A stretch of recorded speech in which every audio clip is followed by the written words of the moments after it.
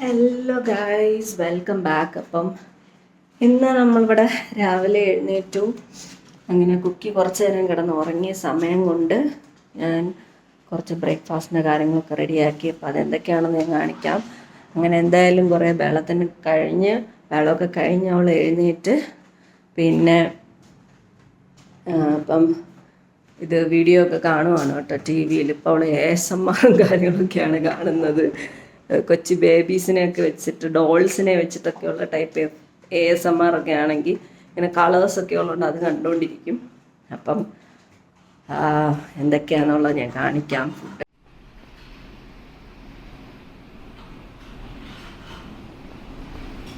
Hello, hi. Okay guys, അങ്ങനെ അവൾ അത് കണ്ടുകൊണ്ടിരിക്കുകയാണ്. അപ്പോൾ ഇന്ന് നമുക്കിവിടെ ഉപ്മാവാണ്. ആക്ച്വലി 2-3 ദിവസത്തേക്ക് വേണ്ടി ഉപ്മാവ് ഉണ്ടാക്കും. മിഡ് നൈറ്റും ഒക്കെ ഉള്ള കുക്കിങ്ങാണ് ശരിക്കും പറഞ്ഞാൽ. കാരണം രാവിലെ എഴുന്നേറ്റിട്ട് ഓൾറെഡി ലേറ്റായിട്ട് എഴുന്നേറ്റിട്ട് പിന്നെ ഇവിടെ ഇരുന്ന് അരിയാനും പറക്കാനും കുക്ക് ചെയ്യാനും ഒക്കെ ഉള്ളൊരു സാഹചര്യം ഇല്ല. കുക്കീനെ കൊണ്ട് മുട്ടക്കറിയും ഉണ്ടാക്കി വെച്ചിട്ടുണ്ടായിരുന്നു. അപ്പം അതാണിത്. പിന്നെ ഞാനാണെങ്കിൽ ബിജോയ്ക്ക് വേണ്ടി എടുത്ത് വെച്ച് മുട്ടക്കറി എനിക്ക് കൊടുക്കാൻ പറ്റിയില്ല, അതിൻ്റെ സങ്കടത്തിലായിരുന്നു. ഓക്കെ, പിന്നെ പാലുണ്ടാക്കി. അപ്പം പാല് കാച്ചി അത് ഇനിയും കുക്കിക്കും എനിക്ക് വേണ്ടി എടുക്കണം. ഇന്നലെ ആദ്യമായിട്ട് അവൾ വലിയ ഒരു ഗ്ലാസ് പാല് കുടിച്ചില്ലെങ്കിൽ പകുതി ഗ്ലാസ്സൊക്കെ കുടിക്കാറുള്ളൂ. ഇന്നലെ അവൾ ഒരു ഗ്ലാസ് പാല് കുടിച്ചു. പിന്നെ സാധാരണ മുട്ട പുഴുങ്ങാറാണ് പതിവ്. നമ്മൾ മുട്ടക്കറി ഉണ്ടാക്കിയപ്പോൾ അതിനു വേണ്ടിയുള്ള മുട്ട എടുത്തപ്പം ഇനിയും പുഴുങ്ങി കഴിഞ്ഞാൽ 5-6 എണ്ണം ഇട്ട് ഒരുമിച്ച് നമ്മൾ 7 മുട്ട ഇട്ട് ഒരുമിച്ച് പുഴുങ്ങുന്നത്.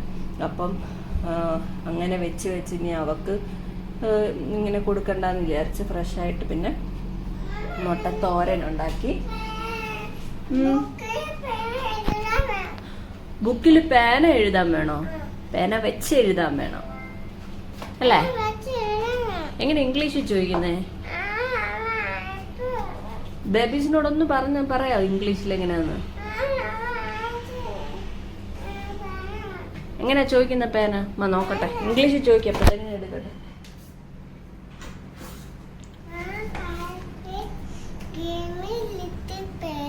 ലിറ്റിൽ പെൻ അല്ല, ഇത് ഒരു സാധനമേ ഉള്ളൂ. നമ്മൾ ചോറൊക്കെ കഴിക്കുമ്പോഴാണ് ലിറ്റിൽ റൈസ് എന്നൊക്കെ ചോദിക്കുന്നത്. Chocolate, little chocolate. ഇത് ഒരു സാധനമേ ഉള്ളൂ, ഒരു വലിയ സാധനം. അപ്പം mamma can you please give me this pen, അല്ലെങ്കിൽ mamma can you please give me a pen.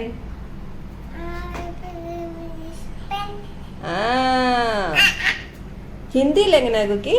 मम्मा मुझे एक पेना दे दो. പറഞ്ഞേ, പേനയുടെ ഹിന്ദി എന്തോ കലവോ ഞാൻ മറന്നുവല്ലോ. ഓക്കെ, കുക്കി എഴുതാൻ പോവാണോ ചക്കര? ലൈറ്റില്ലട്ടാ. ഇത് കളറിംഗ് ബുക്കുണ്ട്. കണ്ട ഡിജോ ജോർജ്, ഡാഡയുടെ പേരുള്ള ഒരു ഡയറി തന്നെ അവർക്ക് വേണ്ടി കൊടുത്തേക്കുവാ, വരയ്ക്കാനും എഴുതാനും. ഭയങ്കര വരപ്പും എഴുതും കഥ എഴുത്തും ഒക്കെയാണ്. ഉണ്ടോ?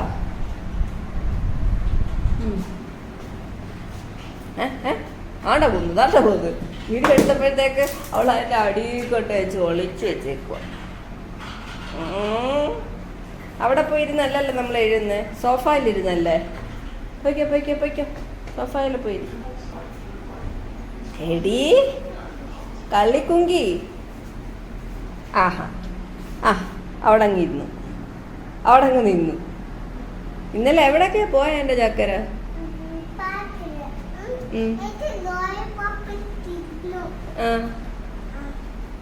അതൊരു വലിയ കഥയാണല്ലേ.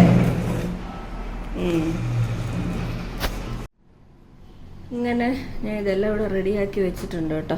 ഇവിടെ കുക്കിയുടെ പാലും എൻ്റെ കാപ്പിയും പിന്നെ എൻ്റെ ഏത്തക്കായും മുട്ടക്കറിയും ഉപ്മാവും. പിന്നെ കുക്കിക്ക് സെപ്പറേറ്റ് ആയിട്ട് ഞാൻ ഉപ്മാവും മുളകൊക്കെ മാറ്റിയിട്ടെടുത്തു. പിന്നെ വെജിറ്റബിൾസ് അതിനകത്തു നിന്ന് എടുത്ത് മാറ്റി വെച്ചു. അവർക്ക് വെജിറ്റബിൾസ് തിന്നുന്നത് ഇഷ്ടമാണ്. പിന്നെ മുട്ടത്തോരനും ഏത്തക്കായും ഒക്കെ ഇഷ്ടമാണ്, മുട്ടത്തോരനും ഇഷ്ടമാണ്. അപ്പോൾ ഇത്രയെല്ലാം ഞാൻ എടുത്തു. ഇനി ഇങ്ങോട്ട് കൊണ്ടുവെക്കാൻ പോവാണ്. ഇപ്പം ഞാൻ ഇതിങ്ങനെ എടുത്ത സമയത്തിന് ഞാൻ അങ്ങോട്ട് പോയപ്പോഴത്തേക്കും അതൊക്കെ ഡാൻസ് കളിക്കുവാണോ നോക്കിയേ. പാന വെച്ച് മുഖത്തെല്ലാം വരച്ച് കാലയിലെല്ലാം വരച്ച് കയ്യേലും വരച്ച് ഇങ്ങനെ ഇരിക്കുക അല്ലേ. മമ്മ ഡയറി എന്തിനാ കുക്കിമോക്ക് തന്നത്? മമ്മയും ഡാഡയും കുക്കിക്ക് ഡയറിയിൽ വരയ്ക്കാനല്ലേ? തിന്നോ. ഏത് കഥ വേണം?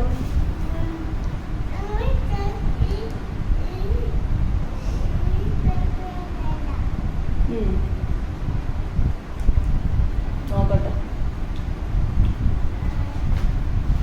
പിന്നെ ഏത് വേണം നിനക്ക്?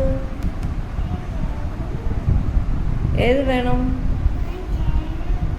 ഏതേലും വേണം മതിയോ?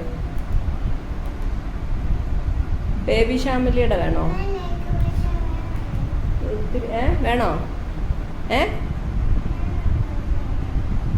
വേണമെന്നാണോ വേണ്ടെന്നാണോ? വേണം. ഒത്തിരി വട്ടം കണ്ടിട്ട് കുക്കിക്ക് അതങ്ങ് ഇഷ്ടപ്പെട്ടു. പൂക്കാലം വരവായി അല്ലേ? എന്നാ കഴിച്ചോ. പാലും കൊണ്ട് വെക്കട്ടെ, തണുക്കട്ടെ.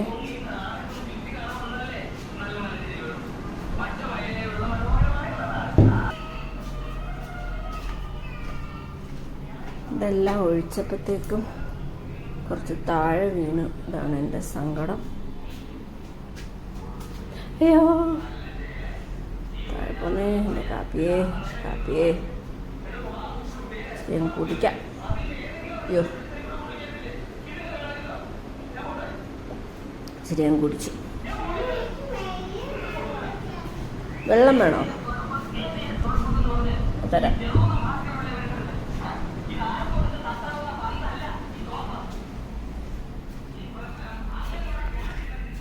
കുക്കിക്ക് വെള്ളം വേണം.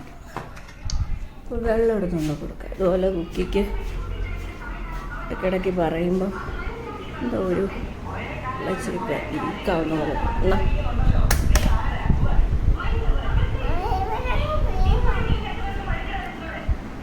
എന്താ പറ്റി? അതേലൊരു ഡ്രോപ്പ് വന്ന് വീണു ഗൈസ്.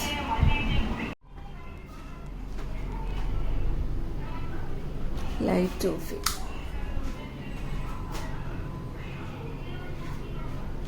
അയ്യോ, ഞാൻ കുക്കിയുടെ ചിക്കൻ എടുത്ത് പുറത്ത് വെക്കാൻ മറന്നുപോയി. അത് എടുത്ത് വെക്കട്ടെ, അല്ലെങ്കിൽ ഇപ്പോഴും അതിൻ്റെ ഐസ് പോട്ടില്ല. ചിക്കൻ ഞാൻ ഇട്ട് ഗൈസ്. അങ്ങനെ ഗൈസ് ഞാൻ ലൈറ്റ് ഓഫ് ചെയ്ത് അങ്ങോട്ട് കുക്കിയുടെ കൂടെ പോയി കഴിക്കാൻ വേണ്ടി ഇരിക്കാൻ പോയപ്പോഴാണ് ഞാൻ ഓർത്തത്. ഞാൻ മുന്നേ ഓർത്തായിരുന്നു കുക്കിയുടെ ചിക്കൻ വെള്ളത്തിലിടണം എന്നുള്ളത്. കാരണം തലേന്ന് ഞാനാണെങ്കിൽ ചിക്കൻ ഉണ്ടാക്കിയിട്ടുണ്ടായിരുന്നു. അപ്പം ടെൻഡർ ചിക്കൻ ബ്രസ്റ്റിൻ്റെ പീസ് പാക്കറ്റിൽ കിട്ടുന്നത് ഡിജോ വാങ്ങിച്ചിട്ടുണ്ടായിരുന്നു. അപ്പോൾ അത് ആദ്യമായിട്ടാണ് വാങ്ങിച്ചിട്ടുണ്ടായിരുന്നത്. സാധാരണ നമ്മൾ കൂടുതലും ഫ്രഷ് ചിക്കൻ അല്ലെങ്കിൽ ഇങ്ങനത്തെ പിന്നെ വാങ്ങിച്ചിട്ടുള്ളത് ചിക്കൻ ലെഗ് പീസ് പോലത്തെ വാങ്ങിച്ചിട്ടുണ്ട്. പിന്നെ അല്ലാതുള്ള ഫ്രഷ് ചിക്കനായിട്ടുള്ളത് എല്ലില്ലാത്ത തൈസ് വാങ്ങിച്ചിട്ടുണ്ട്. പക്ഷേ ഇങ്ങനൊരു ചിക്കൻ ബ്രസ്റ്റിൻ്റെ ടെൻഡർ സോഫ്റ്റായിട്ടുള്ള പീസ് കൊണ്ടുവന്നത് ആദ്യമായിട്ടാണ്. അപ്പോൾ അത് ആക്ച്വലി നല്ലതാണ്. കാരണം അതിനകത്ത് എല്ലും ഇല്ല, അത്യാവശ്യം വലിയ പീസുകളും ഉണ്ട്.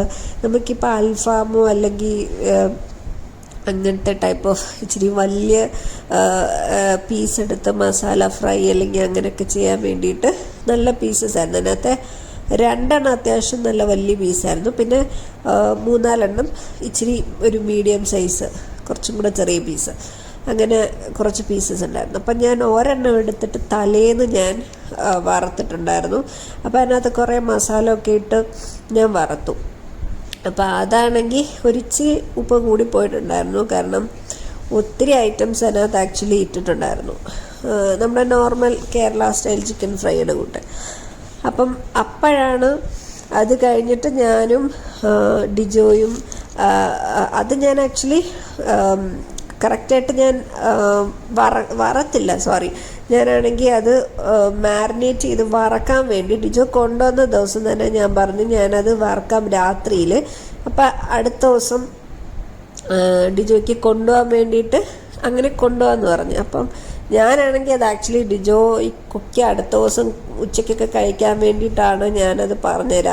പാതിരാത്രി ഞാൻ എന്താണ് ഡിജോ വന്ന സമയത്ത് നമ്മൾ ഫുഡിങ് എല്ലാം കഴിഞ്ഞിട്ട് ഉണ്ടാക്കാൻ വേണ്ടിയിട്ട് തുടങ്ങി. ഞാൻ വെള്ളത്തിലെല്ലാം ഇട്ട എന്നിട്ട് ഈ മാരിനേഷനെല്ലാം ചെയ്ത് അപ്പോഴാണ് ഡിജോ പറഞ്ഞത് ഇത് എന്താണ് നമ്മൾ മാരിനേറ്റ് ചെയ്ത് കുറച്ച് നേരം ഫ്രിഡ്ജിൽ വെച്ചിട്ട് വേണം, അല്ലെങ്കിൽ ഓവർനൈറ്റ് വെച്ചിട്ട് വേണം സത്യം പറഞ്ഞാൽ ചെയ്യാനായിട്ട് ആ മസാലയെല്ലാം പിടിക്കാൻ.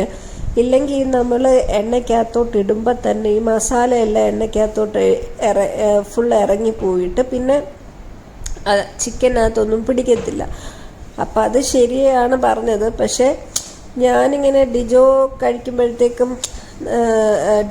ഫുഡിൻ്റെ സമയത്ത് ഡിജോയ്ക്ക് അത് കഴിക്കാതെ ഞാൻ കഴിക്കുമ്പോഴത്തേക്കും എനിക്കൊരു കുറ്റബോധമാണ് ഗൈസ്. എനിക്കിപ്പം എപ്പോഴും തോന്നും ലൈക്ക് നമ്മൾ വീട്ടിലായതുകൊണ്ട് നമുക്കിവിടെ ഫുഡൊക്കെ അവൈലബിൾ ആയതുകൊണ്ട് നമുക്ക് ഇഷ്ടമുള്ളതെടുത്ത് കഴിക്കാം. പക്ഷേ ഡിജോയ് ഓഫീസിൽ പോകുമ്പോഴത്തേക്കും ഇപ്പം എന്താണോ കൊടുത്ത് വിടുന്നത് അതല്ലേ കഴിക്കാൻ പറ്റത്തുള്ളൂ.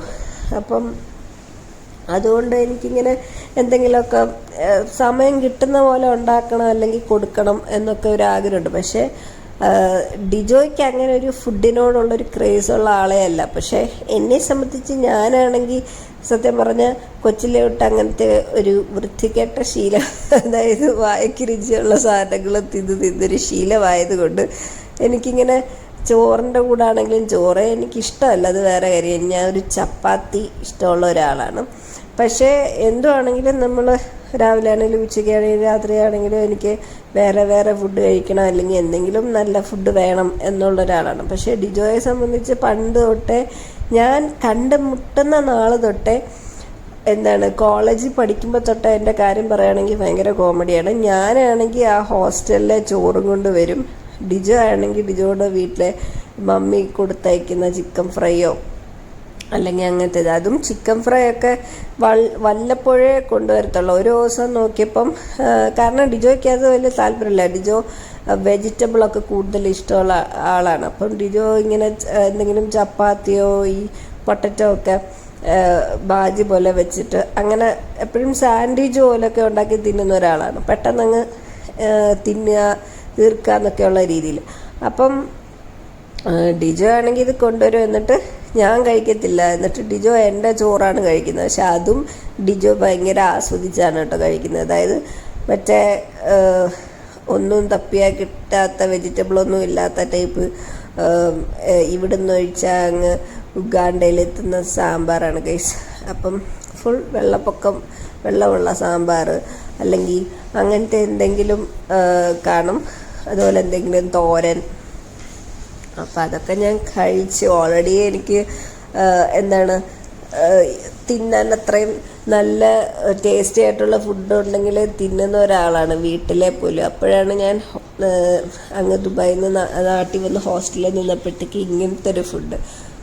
പിന്നെന്താണ് നമ്മളെല്ലാവരും ഫ്രണ്ട്സിൻ്റെ കൂടെ ഒക്കെ ഇരിക്കുമ്പോഴത്തേക്ക് രാവിലത്തെ 4 മണിക്ക് ചായ ഉണ്ട്. ചായ പോലും ഞാൻ നാട്ടിൽ വന്നതിന് ശേഷം ഹോസ്റ്റലിൽ നിന്നതിന് ശേഷമാണ് ഞാൻ കുടിച്ച് ശീലിച്ചത്. അതുവരെ എനിക്ക് ചായനോട് വലിയ ക്രേസൊന്നും ഇല്ലായിരുന്നു, എനിക്കിഷ്ടമല്ലായിരുന്നു.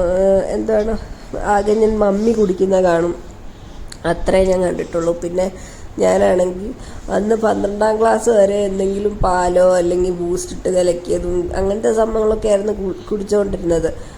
അപ്പം ചായ അങ്ങനെയാണ് ചായ ഒരു ശീലമായത് ഹോസ്റ്റലിൽ നിന്ന്. അതുപോലെ തന്നെ രാത്രിയിലും എന്തെങ്കിലുമൊക്കെ ഈ പറയുന്നതിനോട്ട് ചോറും കറിയും, ചിലപ്പം ഒരു മീൻ കറിയുടെ മീനും കറിയും കാണും. അപ്പോൾ അങ്ങനെയൊക്കെയാണ് കാര്യം. അപ്പം ഈ ഉച്ചയ്ക്കാണെങ്കിൽ ഉച്ചയ്ക്ക് മിക്കവാറും ഇതൊന്നുമില്ല, നോൺ വെജ് ഒന്നുമില്ല. അപ്പം നമുക്ക് എന്താണ് എനിക്ക് കഴിക്കാൻ ഭയങ്കര മടിയാണ്. ഞാൻ ചുമ്മാ ഇങ്ങനെ കൊണ്ടുപോകും, കാരണം നമുക്ക് എന്തെങ്കിലും കൊണ്ടുപോകണമല്ലോ. എന്നിട്ട് പക്ഷേ ഇത് കഴിക്കുന്ന ആരാന്ന് വെച്ചാൽ ഡിജോ ആണ്. എന്നിട്ട് ഡിജോയുടെ ഫുഡാണ് ഞാൻ കഴിക്കുന്നത്. അതുപോലെ നമ്മുടെ ഫ്രണ്ട് സർക്കിളുള്ള ബാക്കിയുള്ളവരുടെ ഫുഡ് ഞാൻ ഹോസ്റ്റലിലായതുകൊണ്ട് അവരെനിക്ക് തരും. അതൊക്കെയാണ് നമ്മൾ കഴിക്കുന്നത്. ഇല്ലെങ്കിൽ ക്യാൻറ്റീനിൽ നിന്ന് പോയി വാങ്ങിച്ച് കഴിക്കും. നമുക്ക് മീൽസ് പോലും എനിക്ക് ഇഷ്ടമില്ലാത്ത സംഭവമാണ് കേട്ടോ ഗൈസ്. പക്ഷേ എങ്ങനെയൊക്കെയോ കോളേജ് ക്യാൻറ്റീനിലൊക്കെ മീൽസ് ഞാൻ കഴിച്ചു പഠിച്ചു. കാരണം എവിടെയെങ്കിലും ഹോട്ടലിൽ പോകുമ്പോൾ നമ്മുടെ പാരൻസൊക്കെ എപ്പോഴും മീൽസാണ് ഓർഡർ ചെയ്യുന്നത്. അപ്പം ഞാൻ വിചാരിക്കും എന്താണ് ഈ മീൽസിനകത്തുള്ളതെന്നാണ് എൻ്റെ മനസ്സിൽ. കാരണം അതെന്ന് പറയുന്നത് ചോറും ഈ പറയുന്ന കറികളും തോരനും മീൻകറിയും മീൻ ഫ്രൈയും ഒക്കെ ആണല്ലോ. അങ്ങനെ ഫങ്ഷൻസൊക്കെ വരുമ്പോഴത്തേക്കും ക്യാൻറ്റീനിൽ നിന്ന് നമ്മൾ കഴിച്ചു. അങ്ങനെ അതും ഒരു ശീലമായി. ചെറുതായിട്ട് മീൽസൊക്കെ ഇഷ്ടപ്പെട്ട് തുടങ്ങി. പിന്നെ ഡിജോയുടെ ഒരു ദിവസം ഡിജോ കൊണ്ടുവന്നപ്പോഴത്തേക്കും ഒരു ചിക്കൻ ഫ്രൈ കൊണ്ടുവന്നു കേട്ടോ.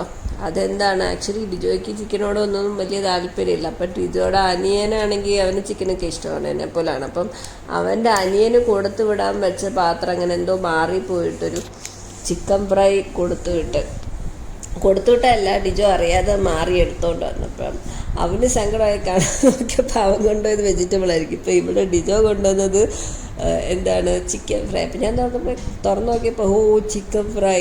അങ്ങനെ ഞാനാണ് കേട്ടോ ചിക്കൻ ഫ്രൈ ഡിജോയുടെ തിന്നത്.